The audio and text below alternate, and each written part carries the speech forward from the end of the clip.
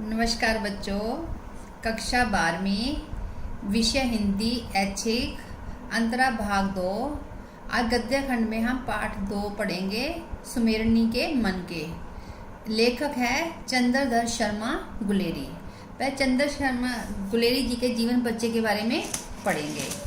देखो, सुमेरनी के मन के में पंडित चंद्रधर शर्मा गुलेरी। जन्म स्थान कहाँ है इनका? 1884 राजस्थान जयपुर में हुआ। इनकी शिक्षा बचपन से ही पढ़ने लिखने में थी। ठीक है ना, रुचि पढ़ने लिखने में थी। गुलेरी जी को संस्कृत, पाली, प्राकृत, अपभ्रंश, ब्रज, अवधी, मराठी, गुजराती, पंजाबी, बंगला, अंग्रेजी, लैटिन सारी भाषाएं का अच्छा ज्ञान था। फिर उन्होंने क्या काम किया? अध्यापन कार्य किया। अजमेर के एक मेयो कॉलेज में ये पहले अध्यापक बने। फिर उन्होंने वहाँ प्रधानाध्यापक भी बन गए थे और बाद में ये ओरिएंटल कॉलेज में प्रधानाचार्य भी रहे। फिर इनको कौन कौन सी उपाधि मिली थी? इन्हें इतिहास दिवाकर की उपाधि से सम्मानित किया गया था। अब देखिए, इन्होंने रचनाएं कौन कौन सी लिखी है। कहानियों में तो लिखा है घंटाघर, सुकन्या, बुद्ध का कांटा, हीरे का हार, सुख में जीवन तथा उसने कहा। और देखिए, साहित्यिक विशेषताएं क्या थी? संस्कृत भाषा एवं साहित्य के प्रकांड पंडित थे। उसने कहा था कि एक अद्भुत और नितांत विभिन्न एवं मौलिक कहानी लिखकर एक विशिष्ट ख्याति अर्जित की थी। गुलेरी जी का एक प्रतिष्ठित निबंधकार थे। भाषा शैली, इनकी भाषा शैली अत्यंत सरल एवं सहज है। साथ ही विषय को भी बड़ी गंभीरता से पाठक के सामने प्रस्तुत करते हैं। गुलेरी जी की बहुभाषा ज्ञानी थे। अब सुमेरनी के मन के पाठ के अंदर लेखक ने 3 कहानियां दी है, छोटी कहानियां। एक पहली कहानी है बालक बच गया, दूसरा है घड़ी के पुर्जे और तीसरा है मिट्टी के ढेले चुन लो।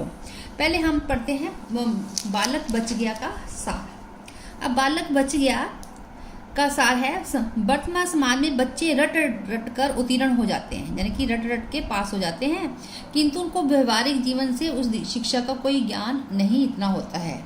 अब देखिए, बालक की विद्वता का प्रदर्शन। विद्यालय के वार्षिक उत्सव में प्रधान अध्यापक का एक पुत्र था। ठीक है, वह बहुत पढ़ने में होशियार था, बड़ी जिसे देख पिता अध्यापक फूले नहीं समाते थे। एक दिन की बात है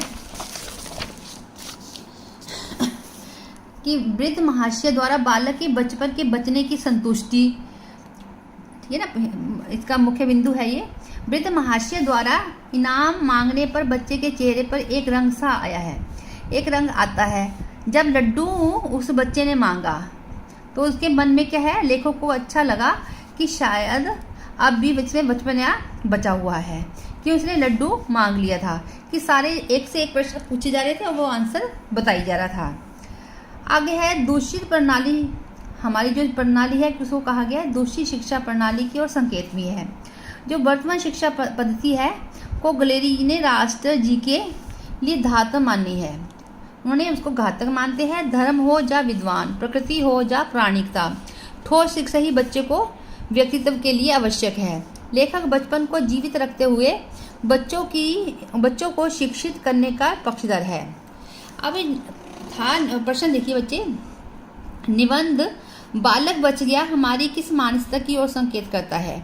इस निबंध के माध्यम से लेखक ये बताना चाहता है कि हम सब शिक्षा देने के लिए नाम पर बच्चों को कठिन से कठिन ज्ञान को उनके कच्चे मन पर थोपना चाहते हैं, उसे केवल प्रदर्शन का माध्यम बना देते हैं, जबकि शिक्षा वास्तव में बोझ की भांति थोपी हुई है, होनी चाहिए।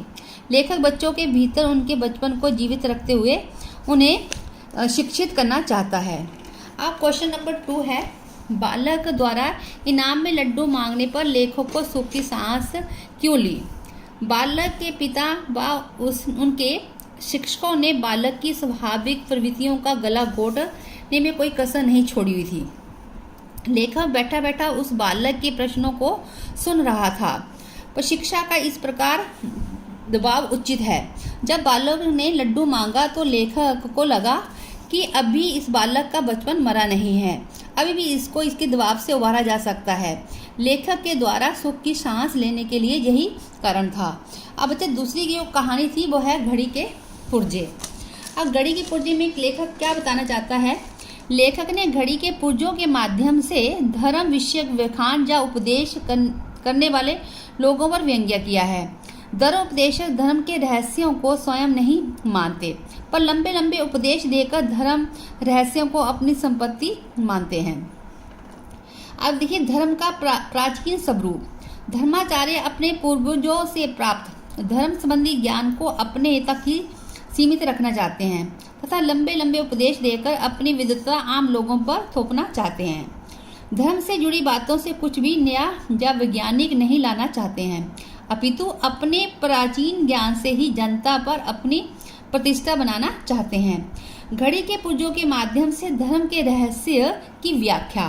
लेखक ने घड़ी के पुर्जों को केवल समय बताने तक ही सीमित नहीं रखा है, अपितु वे साधारण व्यक्तियों को भी घड़ी को खोलकर देखने, उसके कल पुर्जे साफ करके फिर से जोड़ने का अधिकार देना चाहते हैं।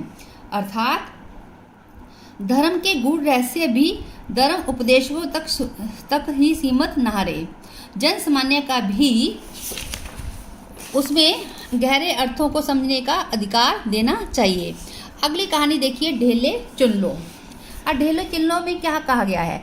ये निबंध लोग जीवन में व्याप्त अंधविश्वासों पर व्यंग्य करता है, जो हमारे समाज की गहन तथा गंभीर समस्या है। लेखक का मत है कि अपनी आंखों से देखे सत्य को ही सत्य मानना चाहिए, भविष्य की झूठी कल्पना पर विश्वास नहीं करना चाहिए। अब देखिए पाठ के मुख्य बिंदु क्या है इसके। नंबर 1, समाज में व्याप्त अंधविश्वास।